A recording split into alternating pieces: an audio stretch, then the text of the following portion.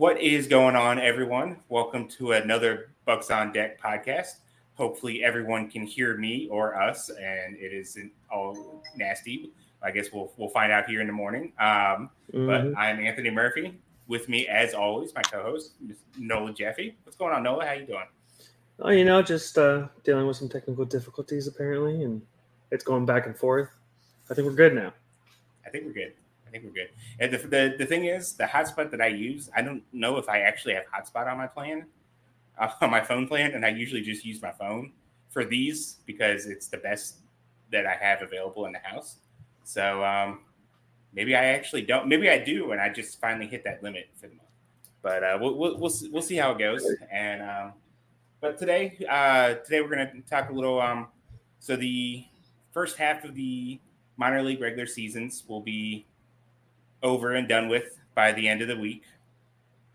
So we wanted to talk about some first half standouts, surprises, some disappointments, that kind of stuff. We're going to go each level, and we're going to give a standout player, a standout hitter, standout pitcher, and then one disappointing player so far.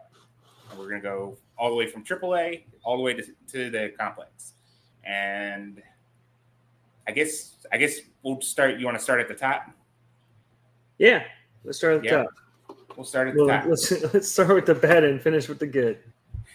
Yeah. So I think we talked about how we were going to do this list and everything like that, and I think we both went off our separate ways to kind of come up with the list.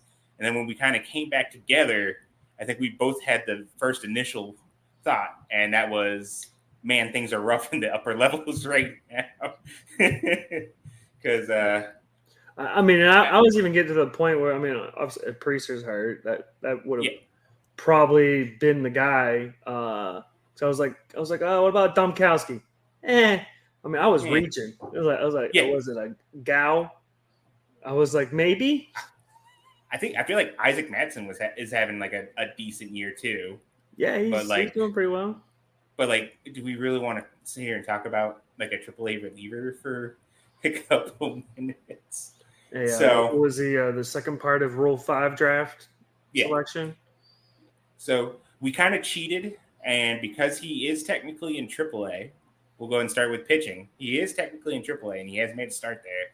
We'll go with probably one of the bigger standouts so far in the system in general, and that's Braxton Ashcraft. Made his AAA debut in Jacksonville last week. Looked good. 6 innings, 4 strikeouts, no walks. Only needed the 72 pitches. I know we've talked about him here and there recently, but we haven't. This would be the first chance to really talk about him since the AAA debut. What were your overall takeaways from that? He looked good. It wasn't the sharpest I've seen him.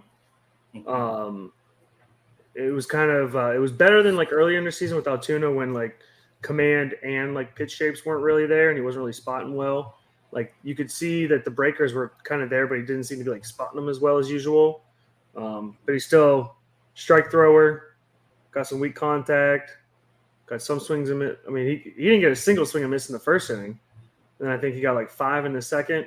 But at least TJ stats, everything graded out rather well, aside from the changeup. But at this point, the fact that he's still tooling with it, giving it a try, that itself is nice to see as a potential fourth offering. Yeah, and that's one thing that I've been pretty upfront and adamant about, that I would kind of like to see from him before like we kind of give him a shot in like the majors kind of thing. And what was it, like 11, 12 of them or something like that he threw? Yeah, I think it was 11. Said they weren't all pretty, but like even if it's just something he can show to lefties just to keep them off of the fastball a little bit, which like you said, and like I think Baseball America did a little write-up on him as well, and they mentioned like the fastball life and shape and stuff like that isn't overly great. So like if he can spot the changeup a little bit more, that'll help keep them off of the fastball a little bit more. So yeah, and further on that, those TJ stats, if I recall correctly, I think he had a 5.2 vertical approach angle on the fastball. Yeah, it was right around there. Like we were talking about, there was one point, I think he threw like a 93 mile an hour fastball, and it was like, here comes the drop. But then like the next 3 or 4 were like 96, 96 plus. So it was like, okay, that's fine. Yeah, his last 2 fastballs were both like 96 and change, and then like one of them was like a swing and miss, and then the other one was like I can't remember if it was like a ground out or fly out or whatever. Like, but it was like an out, the last out of his outing. So like he was still able to bring it up there right at the end too, which is good to see, and get a miss on one of them too. So yeah, because I think he touched 98 in the first, threw like a 97. So yeah, so all's gravy. He's and we talk about like the Pirates pitching factory and whatnot, and he's shown like a pretty good blend of like high floor with maybe a little bit ceiling there. Like he's probably like a back of a rotation kind of guy, but like a strike thrower, which I feel like is undervalued still at times. And I think at this point he's built himself a floor of a back of a rotation with the potential like maybe like a good year being like a middle rotation kind of guy. Yeah. So and like you look at how the rotation is kind of built now. If you can have a guy that is safely going to be a solid number 4, number 5 kind of guy, and then on his peak year give you that middle of the rotation kind of stuff. Yeah. Like he's not actually going to be like I don't like the whole number system thing with rotations and stuff like that. But really. You're going to have Skeens, Jones, and Keller rolling out there, like, and then you have a guy who on his best year can also be in that mix with them. I mean that's you take that every day of the week kind of thing. So how about hitting wise? What did we come up with the hitting? A previous personal favorite of everyone. We're gonna go with a guy that's gotten a little hot of late, Matt Gorski. Yeah, definitely a favorite of the podcast here, favorite of this site. Just tooled up to like the roof kind of thing, like the raw power, insane. He plays such good defense, has such a strong arm. It's just always been the contact with him. And I know the strikeouts seemed like they were trending down. I don't know what they are right now, but I think he leads the system in home runs right now. I don't think he's been that as aggressive on the base paths, but no, he's and actually hitting above league average. I was actually kind of surprised. I think, because he has like 4 stolen bases in 8 attempts, and was like that doesn't seem normal.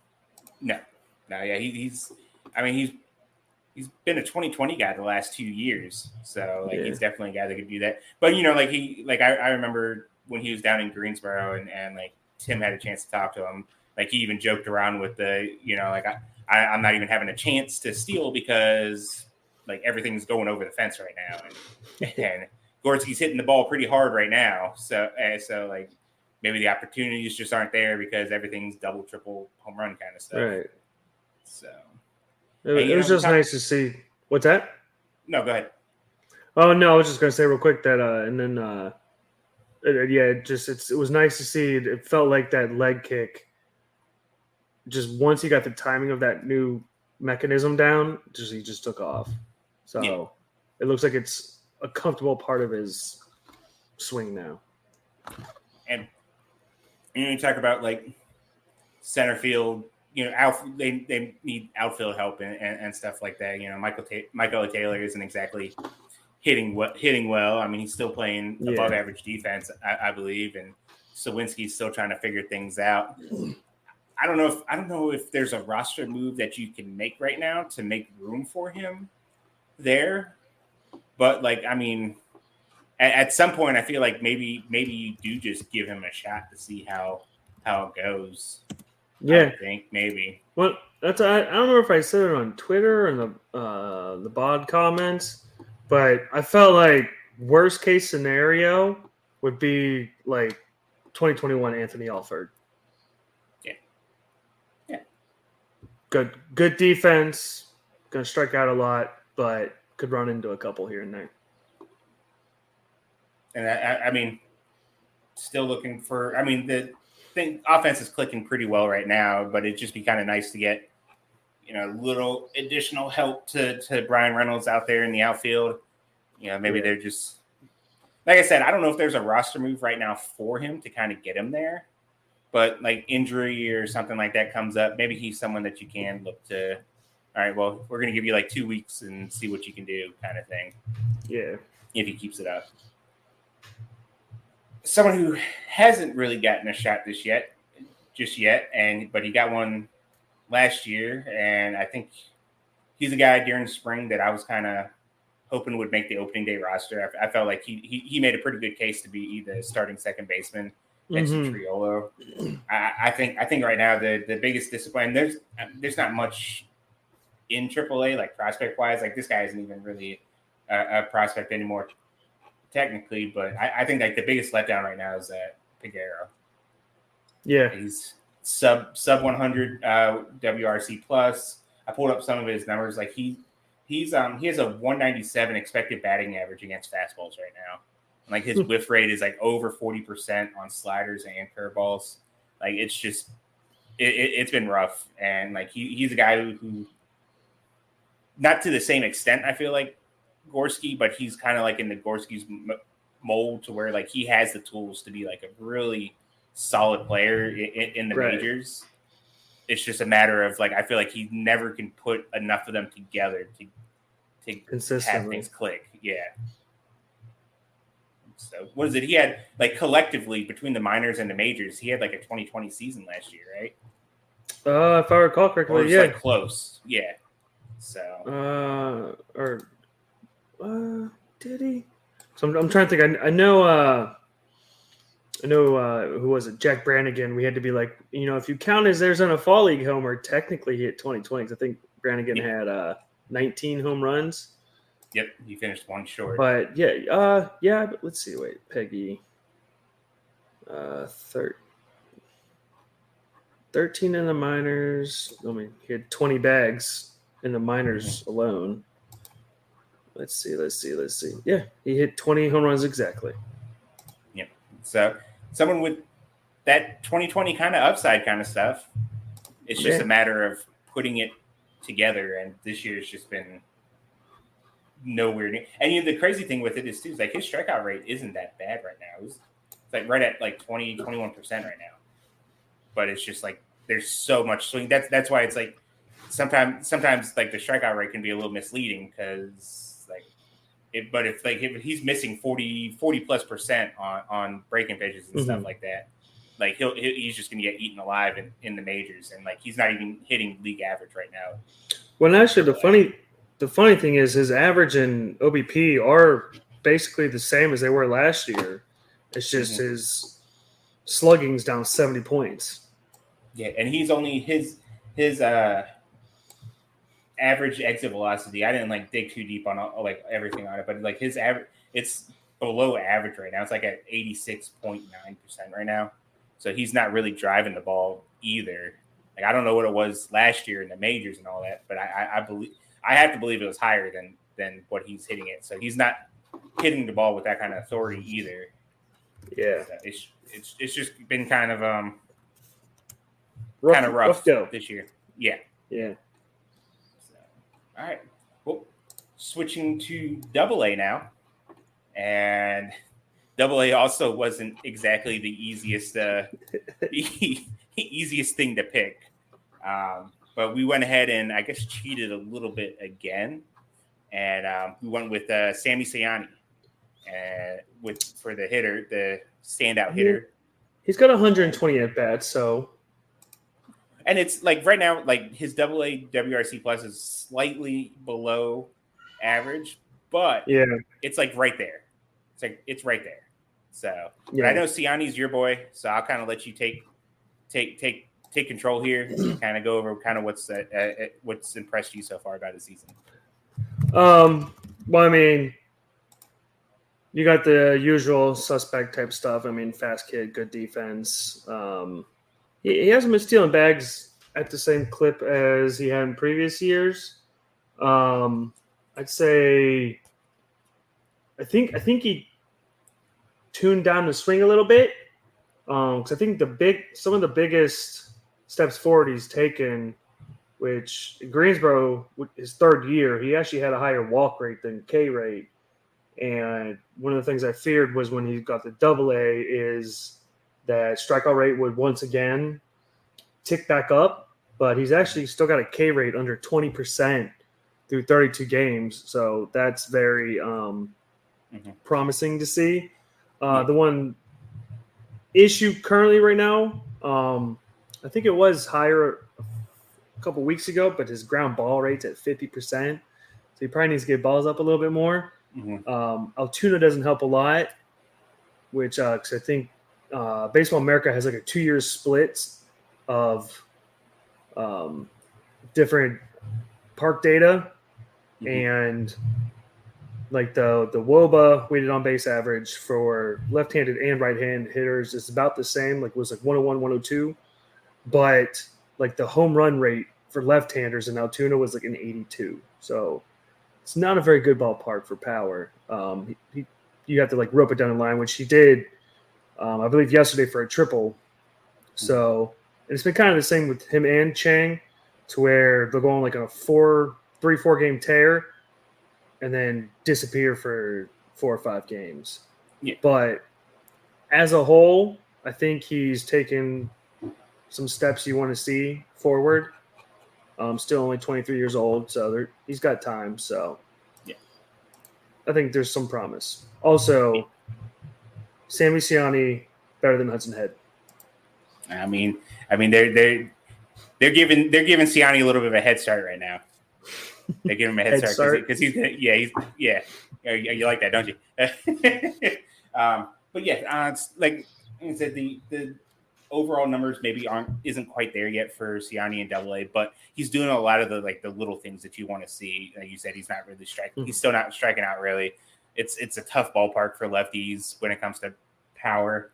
So maybe it's not going to translate immediately and stuff like that, but he's doing the right things to where like you feel like the success could still come. And definitely at this point, I think you've won the Ciani versus Hudson Head debate at this point. Yes. So shifting it to pitcher, and I guess if you know either of us at all, and you put us both together, this was probably a no doubter to pick for Double-A pitcher. But I mean the numbers kind of line up there for Sean Sullivan. He's having another pretty solid year in Altoona. And like the big thing with him has always been his fastball command. He's not going to overpower you with his stuff, but he's going to hit his spots. He works the slider and the changeup off of that. The changeup looked like it's really taken like a big step forward this year. There's like a lot of fade, a lot of drop to it. Dude, he's thrown some of those that are just straight disgusting. Like he's thrown a couple, like even like middle that. But it's not very consistent shape and pitched right now. Yeah. So I'm wondering too.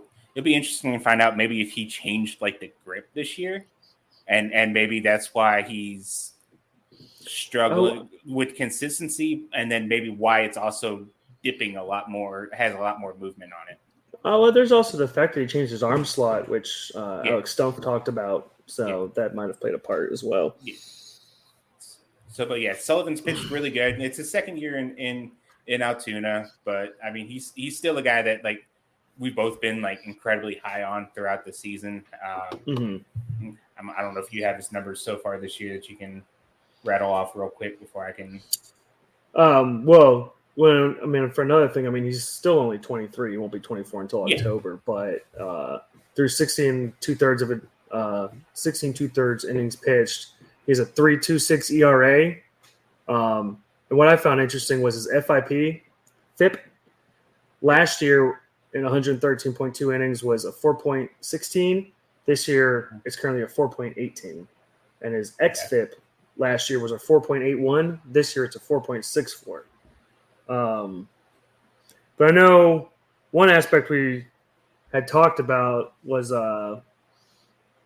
probably about a month ago, roughly. I remember looking at like his swing and strike percentage, and just to throw this out there, because I know I still struggle with it every now and then. Whiff rate is the percentage of swings and misses on. Is the percentage of misses on swings, whereas swing and strike rate is whiffs on total pitches thrown. Yeah. And at one point, I think he was damn near 16%. It was like a 15.5, 15.9. Mm-hmm. And right now, I think it's all the way down to 11 point. Well, looking through like some of the quick, like the strikeouts have dipped a bit this month. 11.5. Yeah, he has 11 and 15 innings so far in June. So like the strikeouts have dipped a little bit on there, but like he's shown the potential for it, or at least like the stuff is playing up a little bit more. And like even if the strikeouts aren't really his thing, like I mean you can see a thing where like he's another. I think the thing that's always drawn us to him is like the high floor with him as like a back of the rotation guy, and he kind of fits the mold of that too. I just wish that we had more consistent like velocity readings with Altoona. Yeah. That we kind of lost there because he was throwing it a little bit harder in spring training. Yeah, and that kind of got us a little bit excited about it. I think when we have gotten anything on him, it's a pretty consistent 92, 93 like throughout an entire start. Yeah. I guess another pretty interesting number I was thinking, because it does seem like he's getting a little less or a little more soft contact. Mm-hmm. His line drive rate's up 8%, but that's coming with his fly ball percentage down 8%. So that's helping the home runs per 9 and home run rate. That's actually the home run per fly ball is about the same. So, I mean, you think maybe it'd start. I mean, if he's allowing less fly balls, though, then that number should, I feel like, eventually come down after a whole season kind of thing. If he keeps trending that way on there, but like being like he's always been like a little bit more of a fly ball pitcher, which is what got him in trouble while he's in Greensboro. Yeah. So, but still solid piece on there. Someone that I feel like when they do decide to start shuffling rosters around and stuff like that, if they're wanting to send a couple arms from Greensboro up to Altoona, I think he's right at the top of the list of a guy who we'd like to see in Indy at this point. On there. More data. Yeah, we get actual data then. Which, we love. He's got data. almost 200 innings in AAA, so or in AA. Double. It's time. Yep. So I guess those are our like standouts so far. Now we got to kind of go disappointment, and I think it's hard to say that and with him too because like he's still so young. He's still really young for the level, but Anthony Solometo right now it's been a rough going so far this year. It has been. Which I mean, again, he not very consistent velocity readings on any of the. I mean, I honestly can't really think of what time I watched him and they mentioned velocities, so I don't even know what he's been sitting at. I'd imagine high 80s, low 90s, but the bigger thing is just like the command has not been there at all this season. Yeah, I think it was his last game that I watched. He like he jumped up 0-2, which was like, okay, well, let's go. And then he immediately hit the batter. And then he walked a couple and it's just been for someone who's relied on command. Oh, good. Yeah. I was saying, then he actually hit that same dude again in the game, didn't he? And then he was barking at him. So. I believe so. Yeah. So he's walked. So for someone has posted like really good walk rates so far in his career, he's walking 14% of batters this year, and he's only striking out 16. So like he's walking nearly as much as he's striking out. The ground ball rate is still really good. Like when it's getting put in play, it's right at 60% ground ball rate. But like 6.27 ERA, 5.32 xFIP, it's just not. It's just like even when you don't look, even looking past the numbers, you just watch him pitch. Like it's just the timing's not there, the control's not there, and for someone who relies so much on command and deception, because his stuff isn't going to be overpowering, like you said, it's upper 80s, low 90s with the fastball. He has to be able to hit his spots, and it's just not not, and it's resulted in him kind of taking on like a opening role now for them Yeah, and as opposed it to starting. almost, and it seems a lot of times it's like a arm side where he's trying to put a bunch of pitches on the outside corner, especially on right-handed hitters, and he's just not hitting it. Yeah, I've noticed like all his stuff is it's either fastball, like fastball arm side, and then he's starting to slider like in that same exact location, and it's like just he's hoping just to catch either the plate or just get it in the strike zone. It's not even like him trying to throw chase pitches to like lefties and stuff like that. Just everything is at the same place all the time. He's starting everything arm side. The fastball stays there, and then the slider's like just breaking off of that. So because of the command, he's kind of limited right now, and it's just I like what they're doing with him at least. Like they're keeping everything short so he can focus on working on things. Right. It's just nothing's really seems like it's clicking right now for him. Right. And that's why I know, like, when we did our rankings, I was weighing how we should weight this season. And, I mean, he doesn't turn 22 until December. So I'm like, I'm going to give it a break for right now, just because, I mean, he showed well last year, but for a 20-year-old in Double-A, he's in a rough patch right now. So I'm not gonna knock a 21-year-old kid, running into probably one of his first and obviously longest moments of battling, just every game, every pitch. He's he was one of the harder players for me to kind of, when we did the midseason update, he was one of the harder players for me to kind of gauge where to put him, because obviously there are other players that are doing better that I kind of wanted to start sliding up, but I didn't know exactly where I wanted to drop, because like you said, he was a 20-year-old that made it to Double-A, and he pitched fairly well last year. I think he wore down a little bit towards the end of the year, so like I'll give him a pass on that part of things.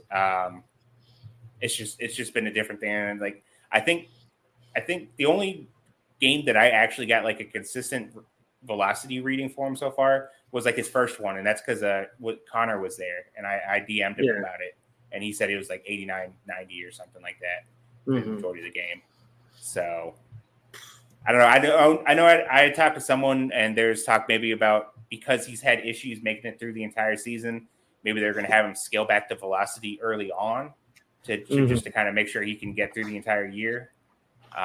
So maybe at some point we kind of see the velocity start ticking up, since we're at the halfway point. But I mean, at this point, like there's not too much reason not to kind of get it to up if you're only doing like 2 to 3 inning outings at this point. Yeah. So probably somewhat similar to what happened to Bubba last year. Because I remember at the beginning of the year he was sitting like 91, 92 in Greensboro, and we're like, what happened? What's going on with him? Is he broken? And then like mid-year, all of a sudden, like 96, 97, 98, we're like, oh, okay, there it is. Yeah. So still time on him. Like, yes, like I said at the beginning of this, like I hate to put the disappointment tag on him because he's 21 and trying to work things out. But I think for someone with his experience and his track record and stuff like that, obviously we want to see more at this point in the year. Yeah. And plus, let's also be honest, somewhat similar to Indianapolis. I mean, I'm not going to sit here and be like, I'm disappointed in Dustin Peterson. Yeah.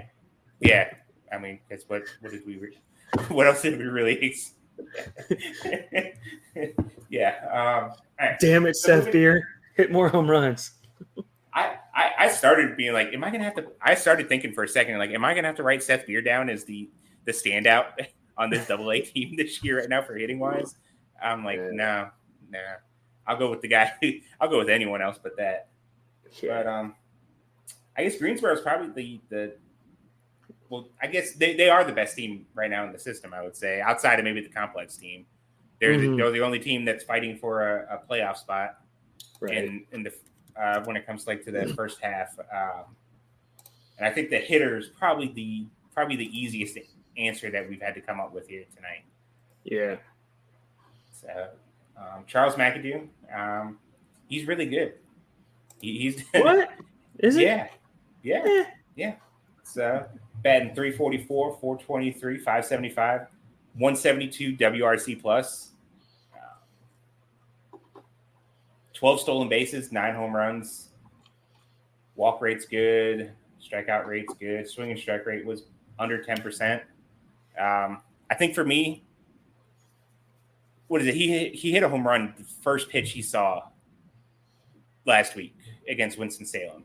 And it was a breaking ball on the outer half that he adjusted to perfectly, held back, timed it perfectly, and just launched it straight out left field. It was like, it was kind of like, okay, I was like already pretty bought into him for now, but that was just like another moment to where it's like, okay, well, like he's doing stuff that I feel like can translate to Altoona and above kind of stuff.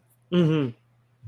So, what do you think? What about his game so far has really stood out to you and whatnot? Well, I guess because I think we pretty much just talked about him last week again. We've talked about him a lot, and it's just, as I said then, it's just the overall game of his. He just power, showing some speed. I mean, I'm not going to sit here and say he's a burner, but 12 bags. He's 1 home run away from being the Triple D's club, double digit dingers. The swing and strike rate, which is kind of funny given the fact of some of the other guys on the roster who were supposed to be the contact guys. And We'll get to that I'll just leave it at, Altoona could really use not only some offense, but a third baseman. I don't know about McAdoo in the outfield. There was at least one play where I think it was the Barco's start on Wednesday, Thursday? Tuesday. Yeah. A day that ends in day. Yeah. No, yeah. I mentioned that play on NS9 in the morning. Yeah, it was. He had a couple plays out there in the outfield. It was like, well, I mean, he's shown some moments, but then also too, like, yeah, I'd probably want to keep him in the infield at this point. I mean, it's one of those things where he's made some athletic plays. There were some plays he made last year in Bradenton at second base where I was very surprised. But that's also I didn't know much or had seen much of him, so I guess at that point everything was a surprise. But I'd like to see him stay. I mean, give him time in the outfield if you want. I would like them to say give him a spot and just kind of let him roll with it, rather than this whole positional versatility bull crap they keep trying to press on every single player. Yeah, I agree. Like I said, I said this last week too. With it, he surprised me defensively, especially at third base. Like he's a lot more athletic than I kind of figured, and we're seeing that in like the stolen bases and whatnot. So yeah, I mean, I don't think there's anyone who's really stood out or been this as much of a surprise as Charles McAdoo right now. Yeah, I mean, I can't say he's gonna be a Gold Glover, but he's got the hitting profile to play either third base or, as we said one previous podcast, first base. 6'1", 220. Just saying. I mean, they need first baseman, right? Exactly. Speaking of first baseman, I'll give a quick shout out to Nick Stamillo, who has a 178 WRC plus. He's slugging over 600. He has 10 home runs in 31 games, and his swing and strike rate is better than McAdoo's. Did we also mention that Altoona needs offense? Yes, but they have Seth Beard, so like, do they need a first baseman? Yes. They need offense and defense. Yeah. So I don't know about the defense part of Stamillo, but I don't either. You're definitely going to get. Yeah, you're they need definitely going to get some offense. Get some offense at least, yeah.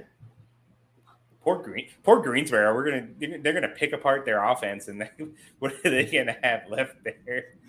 They're gonna take their two best hitting infielders. Michael Escoto is gonna be your everyday first baseman now. Yeah, and then Javier Rivas is gonna get pushed. sign off on that one. Ooh, no, we get Fonz up at first base in Greensboro. Let's do it. I mean, hey, let's go. All right, so on the pitching side, there's some big names there. We went with a guy who not many people, I'm sure, know about. They'll probably recognize the name, but we went with Luis Peralta, who has 45 strikeouts in 27 innings pitched this year, a 43.3 strikeout rate. And he has, last time I checked, and by checking everything, I didn't group everything at once. Of all pitchers with at least 10 innings pitched, he has the lowest xFIP in the system. Skeens might have him beat, but really good season so far from him. What have you liked so far from Peralta? We've talked about him probably more so like on the side in past years, but it's just when he's throwing strikes, the stuff is disgusting. Like hitters can't touch him. And that was kind of one of our intro pitchers, I guess we could say, into the whole like two-seam sinker up top in the zone, because he would be throwing sinkers all the time. We're like, oh man, just throwing a sinker up at the top of the zone and swing and miss, swing and miss, swing and miss. So, it's just a disgusting two-seamer. But for him, it's always been about finding the strike zone. And at least so far, I think he's had a couple rough showings here and there. But for the most part, 0.67 ERA. This is another guy that feels like – I feel like the Pirates have Greensboro playing for a first-half title, and then someone's going to get promoted because he's 23, 24 in January. At this point, the way he's pitching – there's no reason he should still be in high A. No. And like on top of that, the walks are still a little bit up there, but I think for like a reliever, you could probably live more with like a 12.5% walk rate, a little bit more. Well, yeah, when they have a 40+%. Yeah. When you're striking out, but like also the good thing, like he has a ground ball rate of over 50% as well. So like when he's not striking guys out, he's keeping it on the ground. And then his swing and strike rate is 17.9% right now. 17.9%. Stupid. So, yeah, like you said, he's a guy who's always like we've watched him in Bradenton for a couple years, and like when he's on and throwing strikes, it was just nasty. Dirty.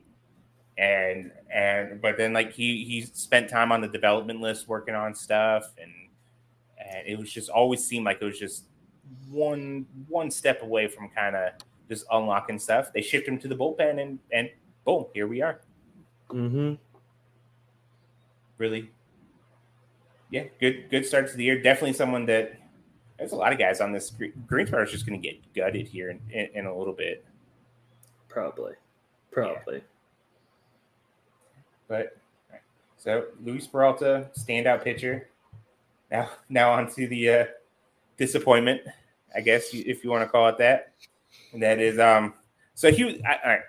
So it's Mitch Jett. We'll just throw that out there. It's Mitch Jett.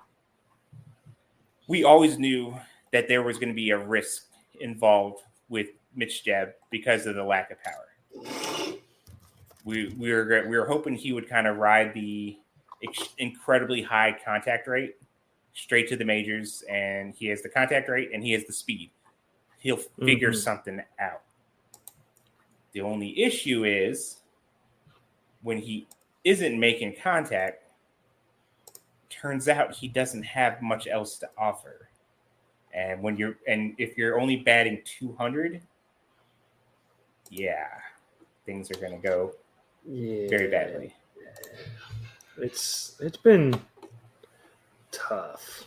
Yeah. I mean, I'll give some credit, I guess, to a degree that at least the swing and strikes and strikeout rate has been substantially dropping. Mm-hmm. The swing and strike rate is at 10.5% right now on the season. So that's not bad actually. No, well, I mean, what compared to what it was at one point? Yeah, he's brought that down mean, considerably. Like he was up because 14, 15% swing and strike, I think, at one point. yeah, I was like, because So, since the beginning of May, so since like 5-1, his K percentage is 20.5%. It's pretty good, all things yeah. considered. Like, I mean, but yeah, beginning of the year, like it was, we were watching him and it was just like, what is going on? Like he was just whiffing so much, and yeah, I think he had those 3 home runs in 2 games, and he hasn't hit one since. And I think it's almost kind of like when the shift changed, where it was almost like, no, stop trying to be that guy and be who you're supposed to be. But it's tough, man. And I then will say, we talk about surprises and stuff like that. I think this is probably this is very sarcastically spoken, but the biggest surprise to me this season is the fact that they got 4 home runs out of him, just period. Like I don't care what ballpark it is. Like he was the guy. He was the guy when like the season first started. Like I dropped the question. Like is like Mitch Jeb going to go the entire? Is he ever going to hit like a home run? Like is he ever going to hit a legitimate home run? He may get like an inside the park home run because he's got wheels. But I didn't think his swing, even in Greensboro, would send one over the fence. Well, I want to say like that 2-game stretch where he hit the 3. I want to say at least like 2 of them were pretty well struck. Those were that's what the surprise was. Like those were no doubt our home runs with it. Yeah. I didn't think that we would see that, and I mean, like you said, we haven't seen it since. So, but no, and then even defensively, it's kind of tough. I think he has 8 errors right now.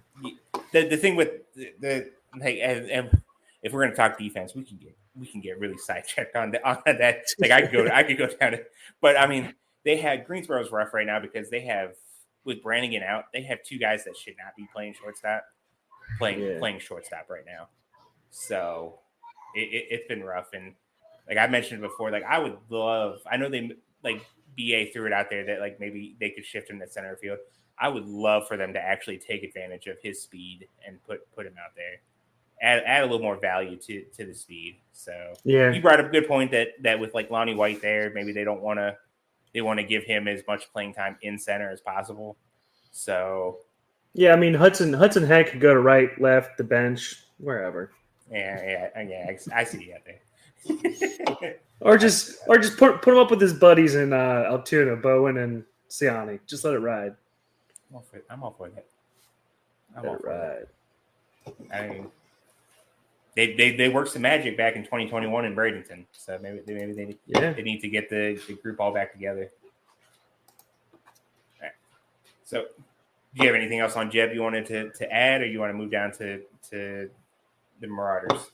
Yeah, you can move down. I mean, Jeb's another one I feel like we've spoken on at length a couple of times in the past couple of weeks. So, all right, we're going to head down to Bradenton.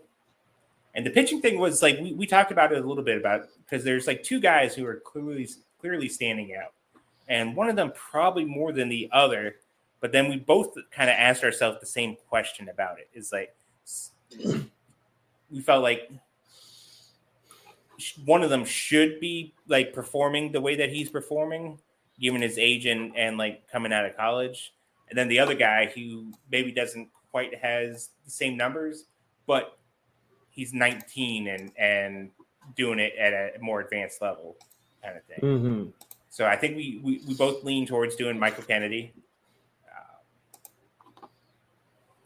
It's just been for a 19-year-old playing in single A, just an incredibly solid season. Like the walk rate is elite, right up there with like Braxton Ashcraft.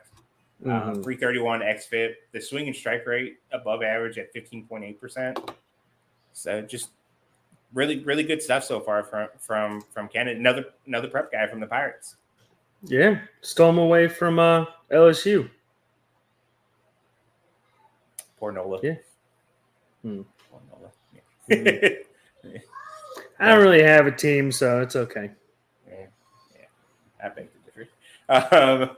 So what has it been about Kennedy that's kind of stood out to you so far this year? I mean, yeah, just the control, The stuff has played up, although one thing we've mentioned previously that I know like John talks about as well about how in a lot of cases lefties with even a modicum of control, average to above average, can kind of fly through the bottom levels just because a lot of those kids aren't used to seeing lefties regularly, especially more advanced ones.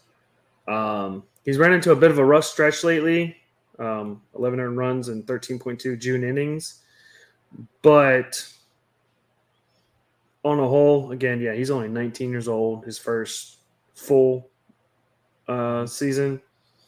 So a sub 5 ERA. I think it's 4.7 right now. So give him a slight pass. Yeah, we were considering Carlson Reed, cousin, who's having a pretty stellar season. Not to sell him short at all. Yeah.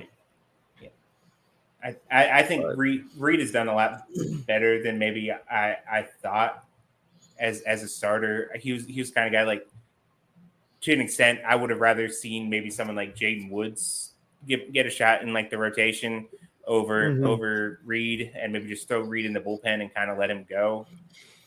I have questions about how well the fastball is going to do in the upper levels. Mm-hmm. But that slider and that changeup is just disgusting. Yeah. Disgusting.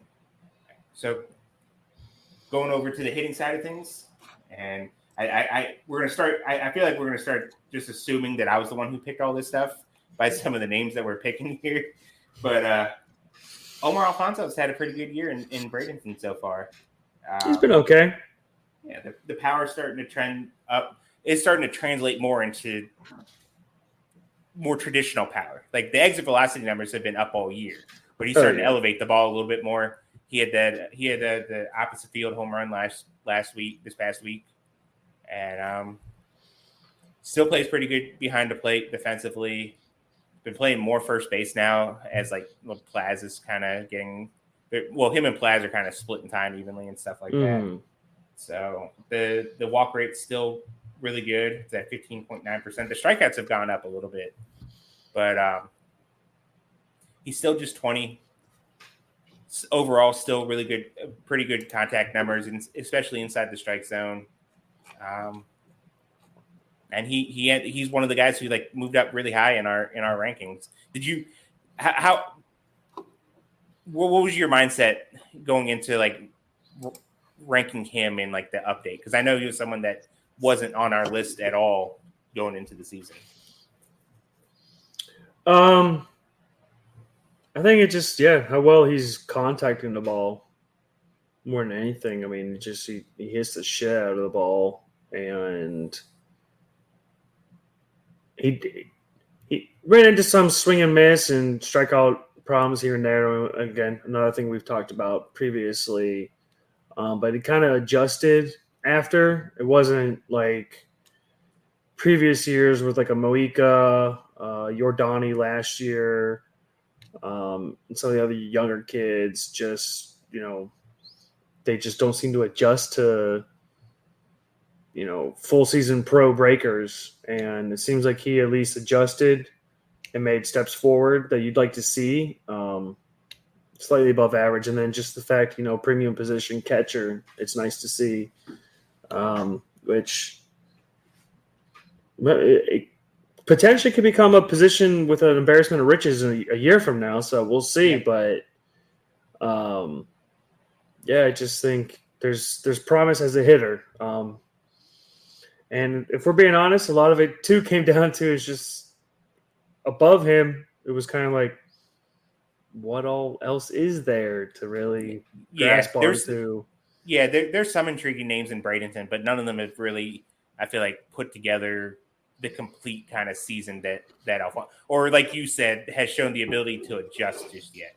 Like Valdez he's among the leaders in home runs in the Florida State League, but like he's getting really beaten up by the strikeouts right now, and he hasn't quite shown the ability to adjust to that yet. Yeah, he might lead the maybe not the organization, but I think the minors in strikeouts are at least close to it. it wouldn't surprise me. I think he's striking out at like a mid 30% rate right now. Yeah, I think he has over 70. I want to say. I don't remember. So, I think Plaz was another guy too that if he got up here sooner, he might have had a shot at this. And I guess to an extent, he surprised me for how well he's done so far. Yeah, right? I mean, when he hits the ball, he hits the crap out of the ball.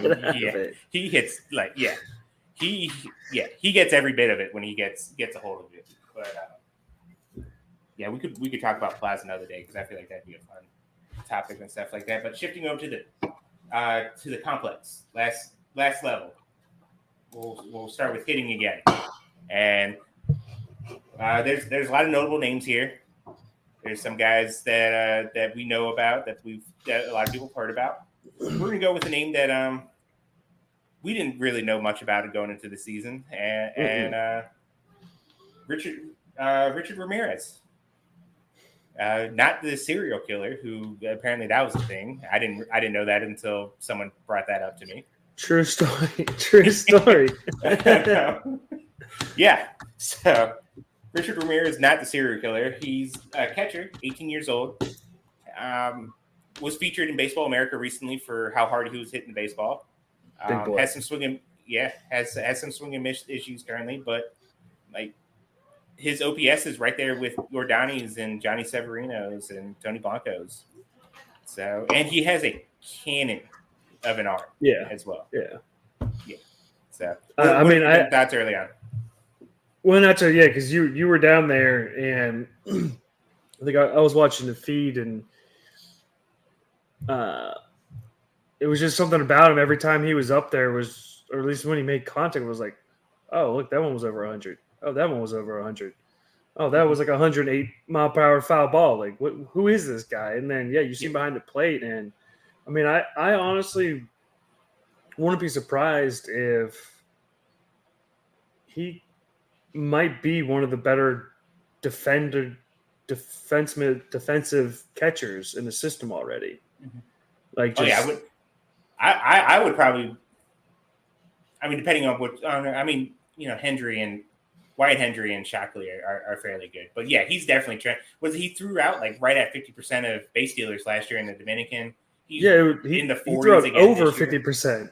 Over 50%. Yeah, it was and he's in the 50%. 40s this year. Yeah, and what is it? Like, it was a game. I think it was this past week to where he ended the second inning by picking off a guy at first, and then he ended the third inning by throwing out a base stealer, and then the following inning, it was like a ball in the dirt he picked up, and the runner tried to advance, and he threw him out there. So he got 3 outs on the bases in like 3 consecutive innings.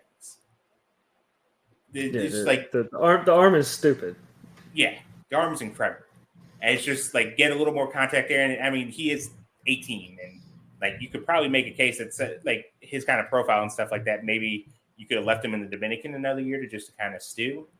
But no, I think he fits the perfect blend. Like we were talking about standouts and surprises. He fits the perfect blend of kind of both in the complex right now.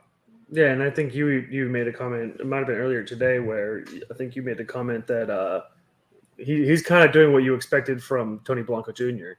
Yeah, to where contact issues, but when he makes contact, he makes contact. Yes. And if it's a pitch in the strike, if it's a breaking ball in the strike zone, he's probably gonna miss at it. Oh, so because what was his 90th percentile EV was like 104.8, I think. 104, it was like right under 105 for an 18-year-old catcher. Yeah. I should have pulled up the media guide just to see what they had him listed as. Because he looks like he has like a very thick base. Like maybe he's not the tallest person, but like he's very thickish kind of thing. So like I don't know if there's like a maybe you were like a little like Claus except a little taller. So definitely make sure to put baseball after Richard Ramirez. Yeah. I did that in I did that whenever I posted something about him on Twitter, and I don't think someone picked up on that. And they were just like, "Oh, gee, thanks for the clarification." But I think they legitimately thought I was just trying to be like sarcastic. Like, well, I mean, I am being sarcastic, but I just wanted to let you guys know it's not the serial killer that's doing this. Yeah, and then we won't put out the name I've normally been using for him. Well, I mean, his first name's Richard, so I guess all our viewers can kind of just guess what no, they just calls him in the group chat now. So. All right, on the pitching side, a nickname for Richard. Yeah, the nickname for Richard. We had a couple names that we kind of bounced off, and I think we didn't make the final decision until right before we started recording, or right before our technical issues. But we went with David Matone, who came into the year with a lot of intrigue on him for how he did last year in the Dominican at 16, 17 years old. There's a report. John Dricker reported that he hit triple digits with one of his fastballs. There hasn't been a confirmed one yet this year. Yeah, there hasn't been a confirmed one yet this year, but I know we've had visual on at least a 99 mile an hour fastball. He's hit 97, 98. The fastball looks really good. It looked like the induced vert on his fastball today, or the Monday when we pitched, was a little bit lower than usual. But like, he's a guy who's gotten, it was that one warm-up pitch to where he hit 20 with it.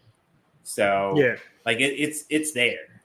So yeah, the shape is inconsistent, but as a whole, I mean, it's been and I think you could probably imagine an 18-year-old probably more on the raw side than you would imagine that he would be. That's going to happen probably. The metrics in the life and stuff like that will kind of jump up and down. So his fastball, he threw a little. I've seen him throw a little bit of a changeup with the cutter, with like a cutter slider kind of hybrid kind of thing. But he's looked really good. He's only given up like 2 or 3 earned runs, I think, this year. He's like right at run 1 today. He did. That was disappointing. A whole run. I'll say, yeah, it's definitely one of those where it's inconsistent, but when he snaps off a good one, a fastball or a slider, I mean, it's nasty. It's good. It's good. They work well off of each other so far, especially like when he cuts it down to maybe like it. It's probably one of those things to where like he can manipulate it a little bit and kind of stretch it out a little bit to get more movement on it. But like he's broken a couple fastballs off and then kind of kept the cutter up in the zone to kind of like move off of that fastball. And when he does that, it looks so filthy. Oh, yeah. Both of them just so nasty. Yeah. So well, I'm just going to interject real quick to where I pulled it up, and big Richard Ramirez is listed at 6'2", 217. I think the MILB page has him at 6'1", 160. He's 6'2", 217. I can see that. That feels right.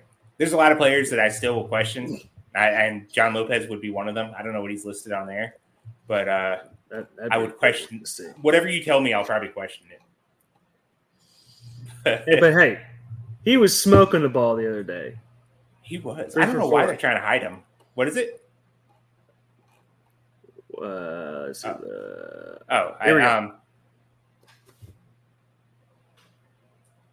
Yeah, I don't believe this. What does it say? Because I think the MILB page has him at 5'5". This says he's 5'8", 170. No shot. He is. I don't even believe he's 5'5". I am John Lopez. I'm like 5'9", 180, but I'm John Lopez. The catcher in his crouch position was almost as tall as Lopez in that game. He is not 5'8". I'm sorry. But I don't even think he's 5'5". All right, but that's for another day. Do you want to run through because we're going on an hour now. Do you want to run through the preview real quick, and then we'll wrap things up? Yeah. Let's see. Well, we won't go back to that. Okay.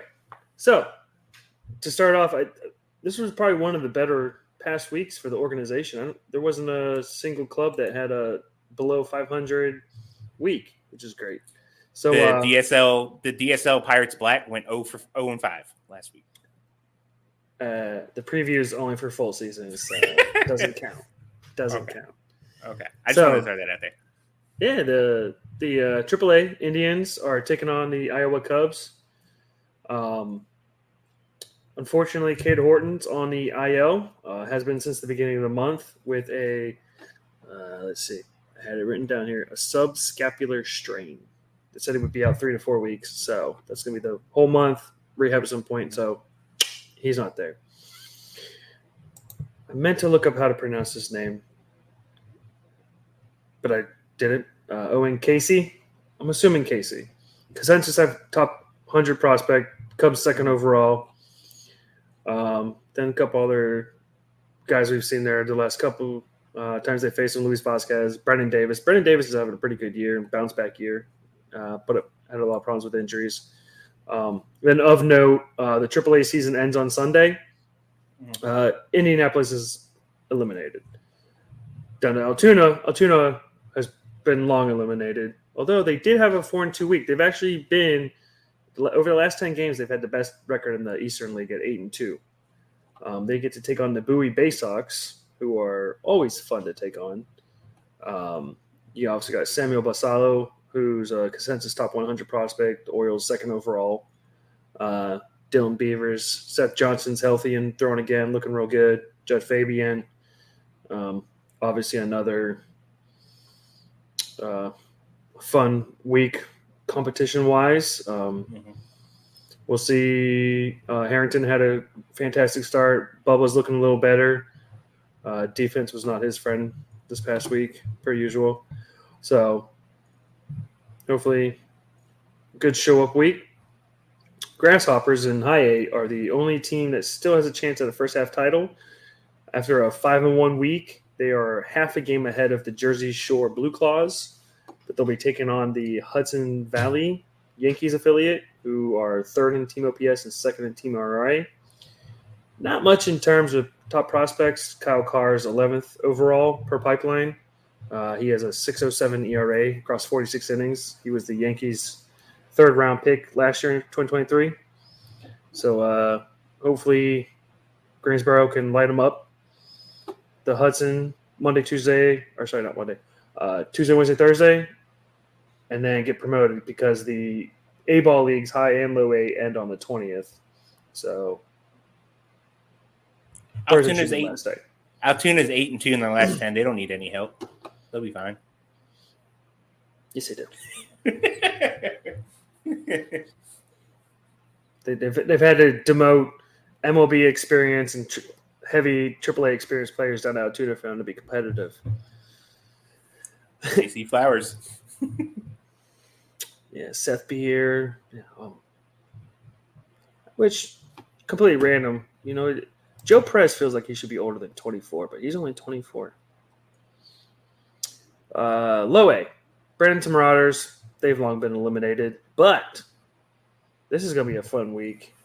They're facing only there was 3 top 30 prospects on the Lakeland Flying Tigers, 2 of which were healthy, but both are top 100 prospects in Max Clark and Kevin McGonigal, the Detroit Tigers' first 2 picks in the 2023 draft out of the prep ranks. Both are having very strong seasons. And the Lakeland Flying Tigers are in contention for the first half title, so they'll probably be looking to play hard, and Bradenton can get in the way. Sounds good. They get some weird start times this week. There, like Tuesday's game starts at 5:30, and they got one of those 11 o'clock games. So, I know they generally like to do at least 1 or 2 affiliates day games on the day that the MLB club has a day game. Yeah, not all the time, but a lot of times. I'm just glad they spaced it out. It drives me crazy. There's been a couple times where like every single affiliate, including the major league team, they all play day games, and it's like, well, that's just as chaotic as them all playing at night. I think there should be 1 day game a day. That'd be nice. Breaks. Yeah, that'd be nice. All right. Well, I'll be really interested in that the Bradenton series just because I was a big Max Clark guy during the draft. I I know you're. I You're really, pretty I high really on like McGonagall. Yeah. Although So I can't get mad about McGonagall because he got picked before Jep. You know, Sammy Stafura and some of those other guys I can get mad about because they were picked after him as Jep. But yeah, not getting Stafford kind of sucked. yeah, He's hitting McGonagall well was now an already. old. Yeah, and McGonagall was an old prospect. Not as old as Jed. All right. Do you have any NOLA knowledge for us as we close things out? Nothing past that would just be particular to New Orleans. That if you're gonna live in New Orleans, it's probably good to have a truck. Because anytime it rains, anytime, like it could be a drizzle, torrential downpour, hurricane, streets flood, and then the daycare calls you, "Hey, it's flooding. You need to come get your son." You're like, fuck. Then you gotta make sure you gotta be able to get there, and then you gotta make sure you gotta be able to get home. A lot of puddles to go through, and know your route because you don't want to go through flooded streets that you don't know how deep they go. Otherwise, you might float. Yeah, that'd be unfortunate. Unfortunate. All right. Well, there is your NOLA knowledge. Literally, NOLA knowledge for NOLA. There. All right. So, do you want to go ahead for the for our audio listeners? What's your social media? How can they get a hold of you? Where can they follow you at? At Nola Jeffy on Twitter, NOLAJEFFY. Or you can just catch me shooting shit in the Bot Squad comments. Yeah. We're pretty active on there at times. We have a nice little game day thread where people come together, watch the game together, and stuff like that. That's pretty fun. As always, follow me on Twitter at @double_Murphy88. Subscribe to the site. We mentioned it. We released our midseason updates for our top 25. Running a special right now where you can get 20% off a yearly subscription when you become a paid member. I did the math for that. We're on pace right now for over 50 premium articles. So that'll get you access to, that's less than $1 per article pretty much. So sign up now. Good for at least the next week on there. And was it Monday, 10 observations came out. Tuesday, Wilbur has his This Week in Bradenton. I'll have some stuff on Christian Curtis and probably Garrett Forrester this week too. My weekly preview comes out Tuesdays. Yep. That's so far. So be on the lookout for those. We have, what is it? Usually three articles per day comes to the site. You subscribe, it'll get all sent straight to your email. All right. So take care. Everyone have a good one, and we'll see you next week. Deuces.